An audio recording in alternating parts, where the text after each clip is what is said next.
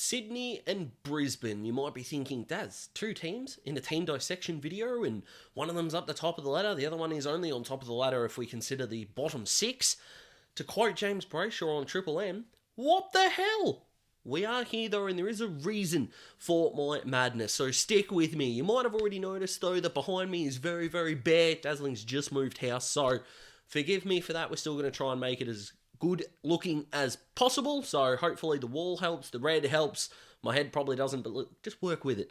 Alright, but we are less than 50 subs away from 3k, so if you could make that happen, that would mean the absolute world. But the two teams that I want to talk about today is purely Sydney, how they're winning in even more ways over the last month and a bit, and what has led to a Brisbane resurgence over the last month and a half. The way they're doing things the same, the way they're doing things differently, and why I think Brisbane's game style could stand up against the Swans if they were to meet in September. So, let's talk about it.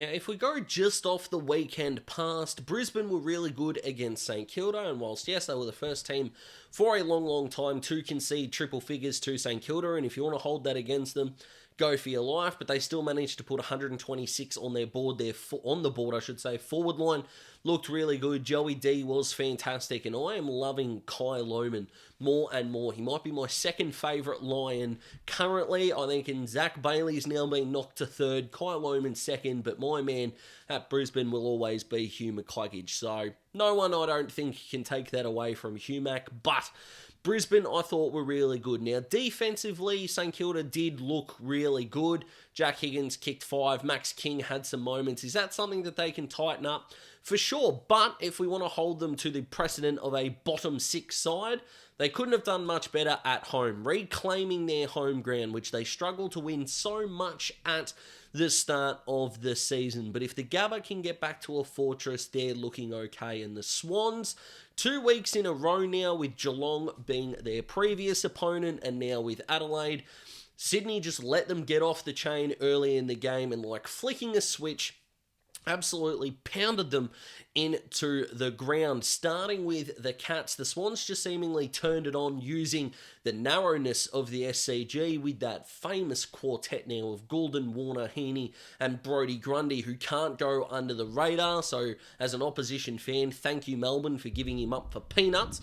Really appreciate that, and helping them out as much as you have may not have been the best thing for the mental health of other footy fans. However, the Swans are genuinely flying at the moment, and there are some underrated aspects to their game, and I will give Joel Amati absolute credit here, because what a game it was. He made Adelaide pay for some of the worst one-on-one defense I have seen in a forward 50 in a very long time, and you can't really get much better than 9 goals won from 10 disposals. So a massive credit to him, and I thought Tom Papley played a pretty underrated game as well, with his ability to get up the ground and flood back. But let's talk about the similarities before we get to the differences. Now, for what it's worth, player rating is something that I believe in the longer the sample size is. So the last 5 matches isn't really a high enough sample size, but they are the 2 best teams in the competition when it comes to player rating. Think of that what you will. Now, whilst numbers do tell a story, but not a full story,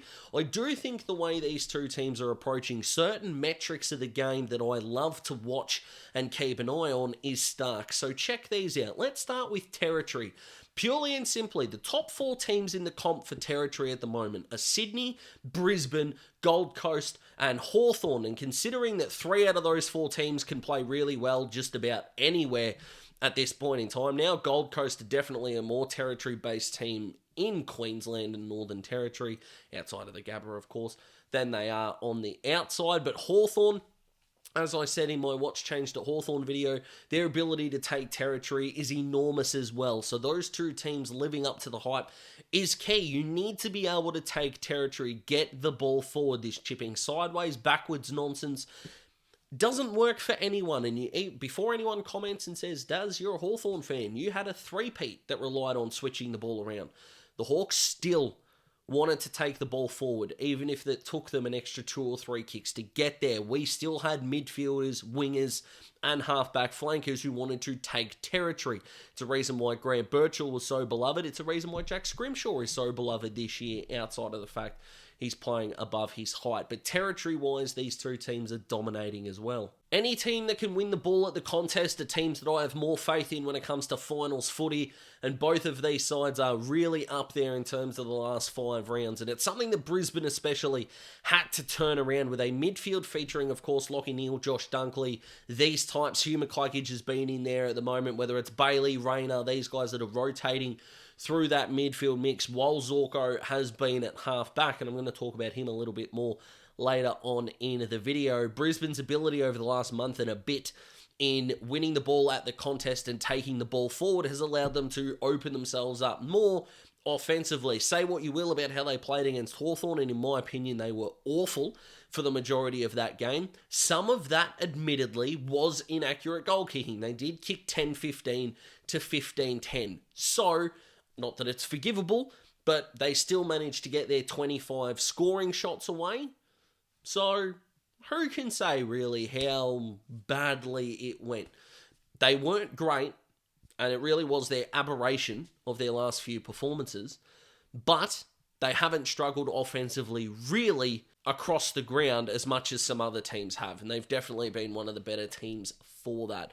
They have a percentage over the last 5 weeks of over 130, and Sydney's is over, could be bloody 200 at this point. It's about 150 at the moment in time, and they're both going beautifully in that area as well. They're both doing the team things when it comes to being involved in their scores as well. As you can see with the graphic there, they are top 5, top 4 teams in the competition for generating scores, and where they're generating those scores from is really interesting as well, and I'll touch more on that in just a minute. But their ability to get the ball back off the opposition and translate that into scoreboard pressure is making teams falter.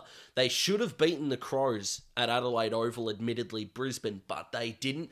Sydney, meanwhile, like I said, can just flick the switch and just absolutely just punch in the guts a few times until you eventually fall over. Now, they were helped in the Adelaide game with Mitch Hinge. Well, I don't like the way that, I think it might have been Fox Footy or someone said that Mitch Hinge decked Taylor Adams, which no, he didn't. Stop trying to over-sensationalise things, although that would involve the footy media or media in general, not over-sensationalising things.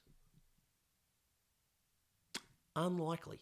But both teams in the competition are top 5 teams from scoring from stoppage and dominating when it comes to scoring off turnover. Effectively, put the ball in their hands and they are going to get you. Now, you might be thinking that's what good teams should do, but it also justifies the means of, are Brisbane back? Possibly so. Will they make finals? Stick around to the end of this video to get my thoughts on that.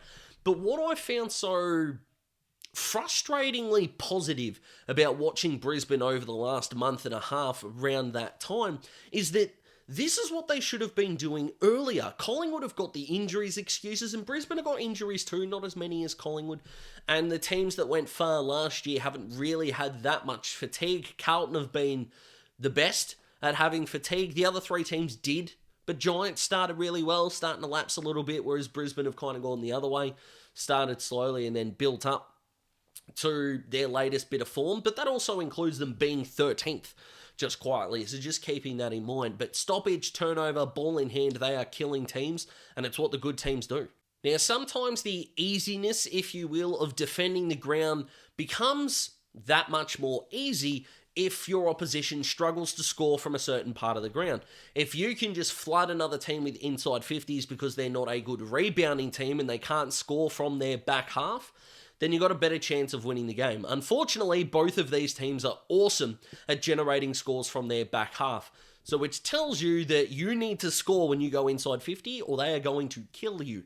And they have been. But that's okay, Daz. What if their front halves are struggling at the moment? Maybe you can get the ball off them inside their forward 50 and try to generate scores.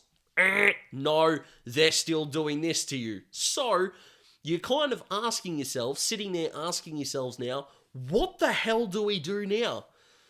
And considering how different that they're playing as well as the numbers deem that they're playing quite similarly, those answers are quite different. But as a collective, they couldn't really be going any better than they are right now. So let's start with Sydney. What are they doing that Brisbane aren't? So a little bit of focus on the Swans here. Well, they're doing everything right. And the scary part about that is doing everything right also implies they're not doing a lot wrong. So beating them becomes a whole lot more difficult. Their pressure is still elite. They're scoring from kick-ins even.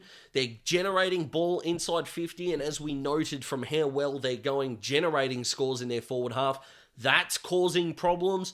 I think Logan McDonald is playing a very underrated role. Yes, he only kicked the 1 goal on the weekend, but the way he competes is really, really good. And Amadi was on. You've just got to live with that as a tall forward these days. No one had kicked more than 6 going into that Amadi game, and who knows if someone goes past his 9. It could even be this weekend. Who knows?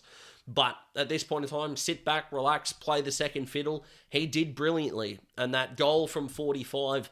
well, not to end the game, but close to the end of the game, really showed his maturity and the fact that he can take his chances when presented. I love Logan McDonald, and I think he's a really underrated player. So how do you beat the Swans? Well, I'd love to tell you it was simple, and all of the theories in the world don't hide from the fact that it is genuinely impossible to put this into practice unless you're an AFL coach, right? But in theory, it's genuinely keep the ball off them. Easier said than done. Believe me, this is not a, how is it anyone beating Sydney? Daz has got all the answers. That's not what I'm saying here at all. But Sydney with the ball are the best team in the comp, and it's not even close. They're 10-1 for crying out loud. What did Richmond do when they beat them? When they got the surge on early in the game and even moments throughout that third quarter, Richmond chipped the ball around in their back half, loaded up, and kept spare men behind the ball. And part of the theory behind how I think you could beat the Swans is pretty much sacrifice a winger. And what you could do is start someone as close to the wing half-back area as you could, and get them to stream back into defensive 50 if you don't have the greatest midfield.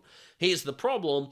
All of the teams that could beat the Swans have got really good midfields. So are you going to let a Justin McInerney or a James Rowbottom or someone on the wing, Matt Roberts if he's not the sub, are you going to give them free rein to operate on half of the ground? Even if you win a clearance or you call it even and the ball spills out, give them an extra at the stoppage, you're probably not going to do that. So how the hell are you going to do this? And I think what makes Sydney so frightening to watch at times is you're sitting there going, I don't know.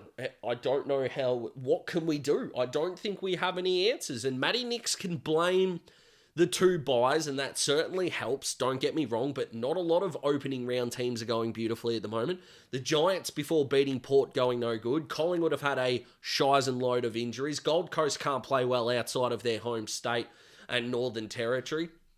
Richmond are going shithouse, but that probably doesn't help with the opening round stuff, considering that was a Damien Hardwick novelty game against his old club rather than them being really good this year. So I can really understand that Sydney at this point, it makes hardly any sense of why they were so good until we kind of think of the fact that they didn't really play well in the finals last year. Therefore, they got the elimination final. They had the extra 3 weeks. They're dominating in the midfield. Grundy's being awesome. Everything's coming together. And I don't think they're going to lose just the 1 game for the rest of the year. I think they could lose 2 more. I reckon they'll go 20-3 or 19-4 even. And you know what? That's okay, because they're still going to be that far ahead of the rest of the competition. It's going to be extraordinary. And at this point in time, if I was picking the team, all 3 midfielders are in the All-Australian team. Warner, Goulden, Heaney, they're all in. I would probably say Heaney in the midfield, Goulden on a wing, even though he's a midfielder, but work with me. And I think Chad Warner might be a bench mid, maybe. Or he could happily fit in at that centre bounce, depending on where you're seeing Bont, Nick Dacos, Caleb Sarong in that argument. If we understand that Heaney is in there, I probably think Dacos and Bont are in there as well. That's why I would have Chad as my bench mid. But I'm fully okay with that being an incorrect opinion. I really am. Then you go to who are the squad guys that could be around that mark? Well, Brodie Grundy could definitely be in the squad. Nick Blakey could definitely be in the squad. But then you go to the other end of the spectrum and you go, right, they're fringe players, they're bottom 6. Who's not playing that great? No, they're all doing really well. And then you add into the fact that there's still Callum Mills to come back, Luke Parker to come back. Sydney have got their hands on the cup. The only way someone else is getting it off them is that Sydney let it go and someone else catches it. And if that sounds disrespectful to the rest of the competition, I'll live with that.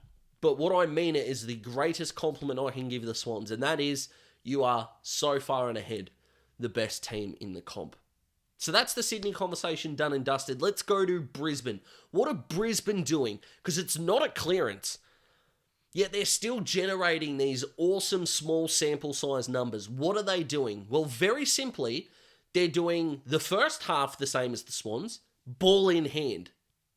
But the second half of the sentence is different. It's not ball in hand and win it at stoppage and hound the ball forward. It's ball in hand and don't give it back.